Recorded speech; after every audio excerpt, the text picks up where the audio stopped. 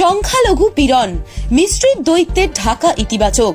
মতৈক্য হয়নি অনেক ক্ষেত্রেই, কিন্তু বাংলাদেশের সঙ্গে মুখোমুখি বৈঠকের পরে মোটের উপর খুশি ভারতের বিদেশ মন্ত্রক। সংখ্যালঘু নিপীড়ন নিয়ে নয়াদিল্লি তার সর্বোচ্চ উদ্বেগ জানিয়েছে, তার জবাব দিয়েছে ঢাকা।